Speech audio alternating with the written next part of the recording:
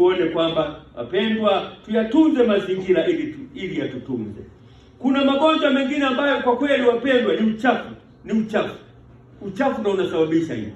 Maana kama nilivyosema, kuna uhusiano wa karibu sana kati ya mazingira na mwanadamu. Mungu aliumba mwanadamu ayafurahie mazingira, tumeyaharibu. Kwa hiyo mazingira yamekuwa ni adui kwetu sisi. Nani mharibifu wa mazingira? Ni mwanadamu, kutokana na uchoyo wake, kutokana na ubinafsi, kutokana na ujinga, kutokana na umasikini, kutokana na uzembe, kutokana na hila, ukaidi, ujeuri, kiburi, ufinyu wa mawazo na mambo mengine yanayofanana hayo, yanayochangia sana kuchafua na kuharibu mazingira. Wapendwa, upo umuhimu mkubwa wa kutunza mazingira wapendwa, ili atutunze. Inji na vyote, kusoma Zaburi ya 24 mstari wa kwanza, anasema inji na vyote viujazavyo ulimwengu ni mali ya Bwana. Ni mali ya Bwana, tusahau.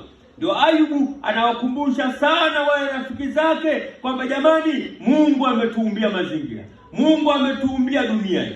Uumbaji wa Mungu uwe rafiki. Ninyi mnasema mna hekima, mbona hamjafanya uumbaji wa Mungu kuwa rafiki? Upo muhimu mkubwa wa kutunza mazingira tuliyokabidhiwa na Mungu ili atutunze.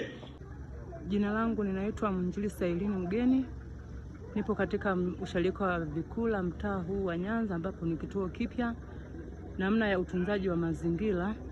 Kwanza nimejifunza kwa mazingira ni vitu vyote vinavyomzunguka mwanadamu. Kwa hiyo tunatamani sana kuyatunza mazingira yetu, kuhakikisha hatukati miti ovyo, miti ya asili, lakini pia kuhakikisha baada ya kukata miti ile iliyopandwa pia kwa ajili ya kuendelea kupanda miti mingine kwa ajili ya ustawi wa mazingira yetu na kuyatunza mazingira yetu. Amen. Na kuhifadhi na kutunza mazingira mengine ili kizazi kijacho kipata nafasi ya kuona uoto wa asili bado unaendelea na tumeendelea kuutunza.